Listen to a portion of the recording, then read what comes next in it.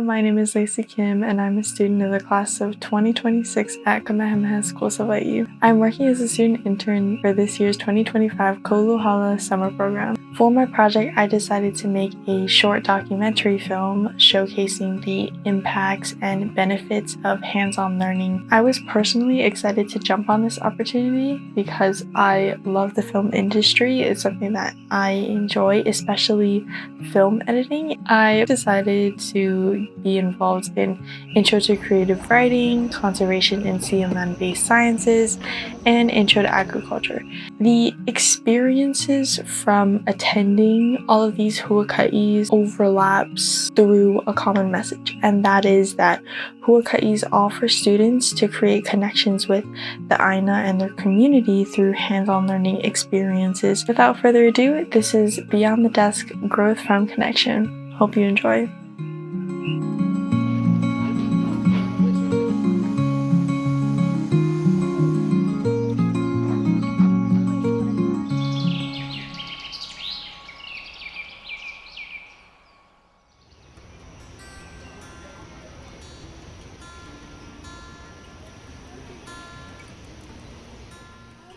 Why did you want to teach this subject? I wanted to teach creative writing because it's one of the most important pieces of writing in my life. I believe that creative writing really helps students find their connection to English without it being too daunting or make them find a certain passion for English. How does creative writing connect to your life? I think when writing, they're written by people, so it's a way of people being able to express themselves. We just had a speaker come and she said that when she writes stories, it's like these stories are waiting to be written. It's a way of people being able to harness themselves or their strengths and their powers and even the things that they're weak in and be able to turn it into something that they're comfortable with expressing in a different way, because we all take things differently. You can just put your heart and soul out on a paper. As long as it's true to you, that's how you can get your point across without feeling uncomfortable and being in a space that makes you feel comfortable with yourself.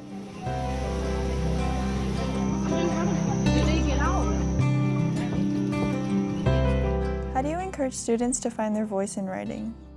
I try to help my students find their voice and try to encourage it by allowing them to do assignments that focus on their identity and who they are as Hawaiians or just as a person in general, and try to give them some creative feedback and allow them to have a space to just write about anything, especially in their prompt writing. I allow them to give time to just write about what's on their mind rather than focusing on a specific prompt.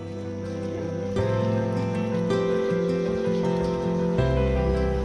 this was originally here when they got the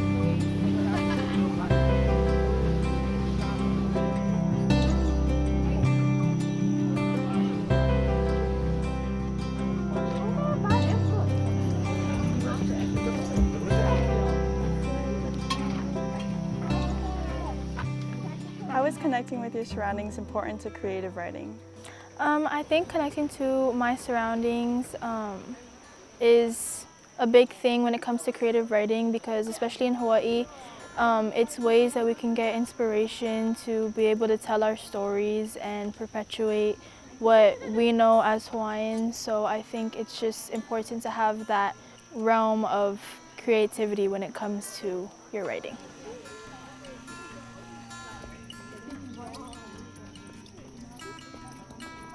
I often see students struggle with writer's block or just starting their writing projects in general, but going on this huakaʻi gave students a chance to be inspired and find their voices, because creative writing isn't just about writing, it's about finding who we are when we write. It isn't always easy, but that's why we have our teachers there to support us. When I think of kilo, I think of observing. So the term you're usually going to hear kilo in is to observe. So when your kumu say, hey, let's go out and kilo, they mean they want you to sit outside and take in all the sights and the smells and just everything that is basically outdoors, but you can honestly kilo anything. And how does the practice of kilo help to inspire your writing? I think being able to go outside and use my 5 senses gives me the ability to personally connect with the ʻāina, which can help me get through things through writing, like writer's block.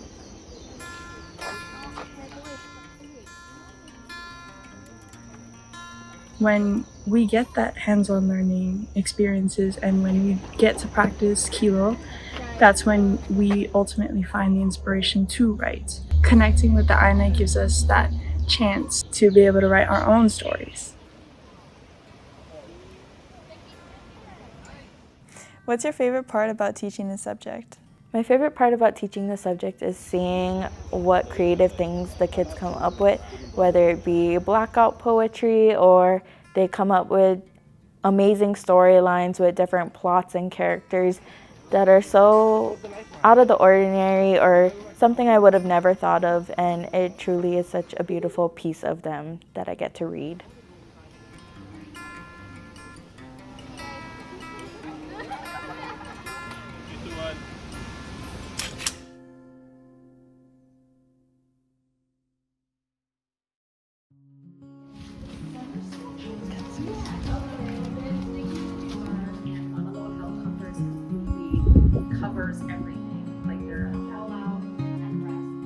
I believe that land and sea-based connections connect to my life because as a kid, I've always wanted to become a marine biologist. And I believe that taking this course will deepen my knowledge and I'll learn more about native plants and animals.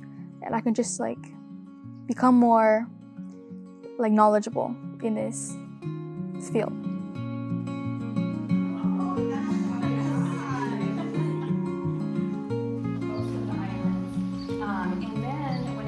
How do hands-on experiences encourage students to learn about conservation?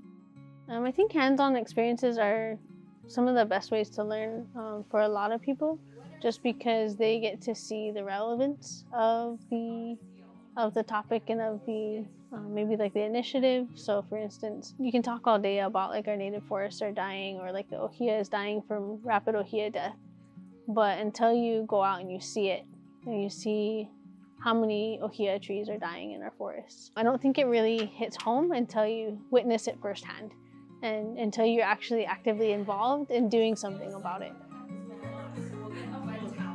That's one reason why I think it's really important to help the haumāna have these experiences where they can take part in the conservation.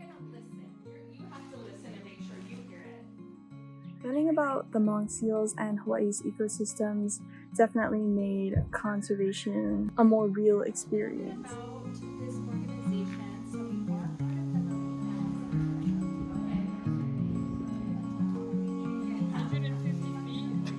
What do you hope that students take away from this field trip?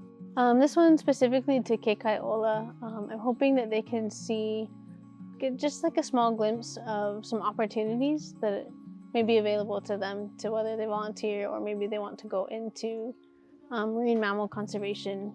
This is something right here at home. They don't have to go far away, or if they do go away for college, they can come back because there's conservation jobs here at home. And there's kind of a big push right now to give more of these jobs to our native Kanaka, to give them these opportunities to restore our lands and our species. So I think it's really important that they be exposed to these, and I hope that they can kind of see what is happening right here in Hawaii to protect our monk seals.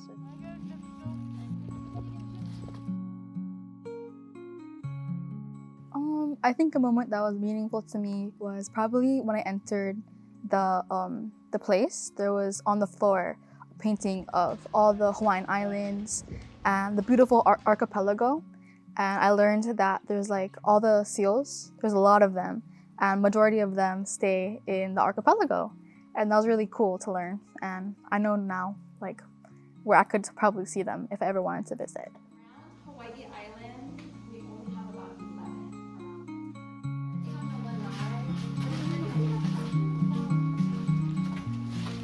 something new you've learned about Hawaii's land or sea ecosystems during this class? Something new that I learned was about the monk seal, how they're only on the beach for mainly 3 reasons. They're usually hauling out for 3 reasons. Anybody want to guess one of the reasons? So one is being because they molt their skin. It's called a catastrophic molt, and it's when they sleep on the sand and then they roll around and stuff, and all their skin comes off kind of like a snake, and they have new fur that comes in. And then another reason they're on the sand is because they're sleeping if they're tired, or the other reason is if they're trying to get away from a predator or something. If you could describe this field trip in 3 words, what would it be and why? For one, I describe this trip as fun because we got to watch movies and learn more about monk seals. 2, engaging because we got to touch the seal's fur, the molted fur, and that was really engaging. 3, enlightening because I got to learn more about the hardships that seals go through. For this field trip, I would say it was educational, engaging, and inspiring. And I think I would say that because before we came on this field trip, I had no idea what we were walking into. But then after we kind of toured the whole facility and learned more about what they did behind the scenes, it was really just interesting to learn what they did, and kind of makes me want to learn more. And yeah, I just think it's cool what the workers do there and how they take care of the marine life. We've got a lot of things that maybe you would see at a regular hospital. After going on this field trip to Kauluhala, I think it really shows that sometimes we don't really know what to expect or what we're going to experience, but hands-on learning kind of changes that, and it was definitely an eye-opening experience for some of the students.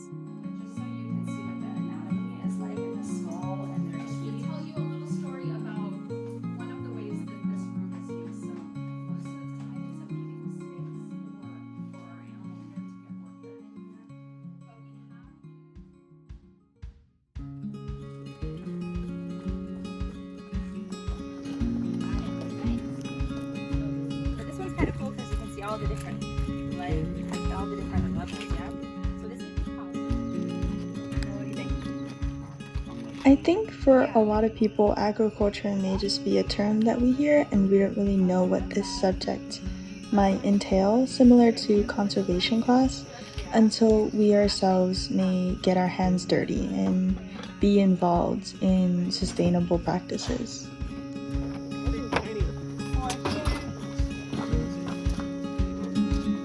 Why did you want to teach this subject? Well, for college I majored in agriculture, and then I also had a minor in Hawaiian studies that just working here I haven't really gotten to use it too much, but I just wanted to use what I had, all that knowledge, and teach other students, and basically just make students aware of different environmental factors.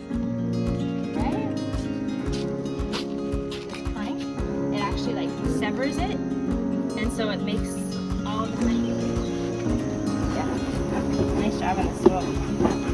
Together, so you can see they're just building out that frame here. Shake the bees down, so you can just shake a little bit. Here, right for you. Awesome. So this is called burr comb. Yeah, I want to show you guys what they do. How did your hands-on experiences from this huakaʻi impact you? I think it just helped me to get a better grasp on the sustainable agricultural practices, and to get that hands-on experience that I need to learn. Whoa! Brush. Would you like the brush for that? Okay, first honey load. Nice. This is all honey. It's all honeycomb. This would be a good one for us to try today. I want to be sustainable. With the way the world is being running, prices are rising, and I don't have enough money to afford groceries in the way that I want to eat. So in order to avoid this problem, I focus on growing my own food and trying to start a garden to keep myself sustainable. Okay, so it doesn't get fresher than this, guys. Okay. You can see charcuterie cheese platter sometimes. Yeah, you have your stick. There you go.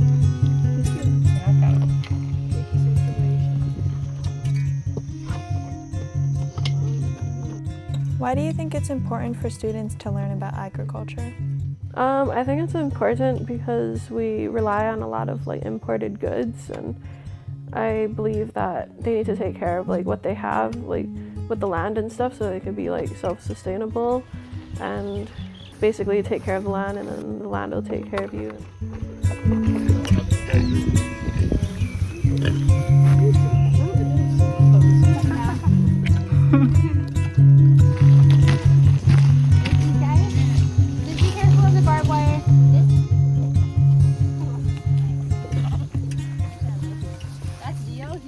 So I think the Ho'omaikaʻi harvest huakaʻi, it really inspired me to learn more about agriculture and how different animals like the pigs and sheep and cows, how it works well with other plants to benefit. So I think I feel more interested into agriculture, knowing by experience how interesting it is to learn about the environment around us.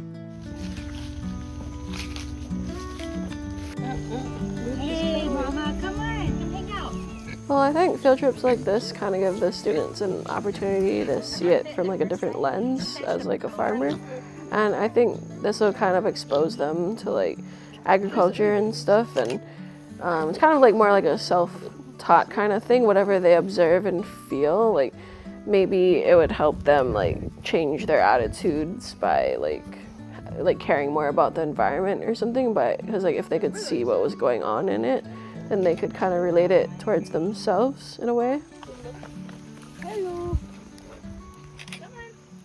I think working with the bees and getting to spend time with the animals really gave us a new perspective into agriculture. I think that makes us realize why growing our own food and gardens is important, especially since there's imported foods and rising prices that may be a barrier for some people to be sustainable. So that kind of gave us insight into why taking care of the land is essentially taking care of the future, and why it's so important for us to connect with our surroundings and to take responsibility, be sustainable, and care for the land, because again, it will take care of us.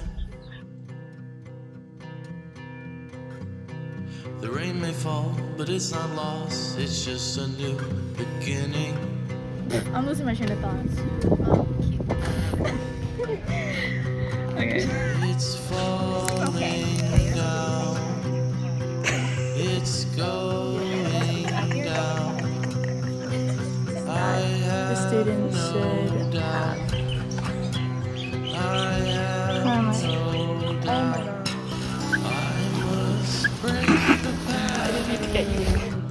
Hello. Okay. Yeah, yours is red. Okay, you ready?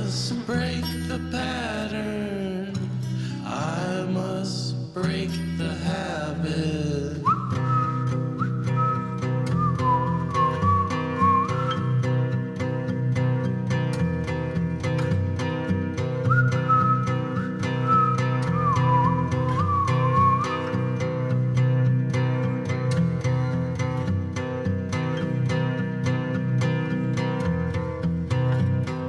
Feeling good, feeling right, no need to count the time.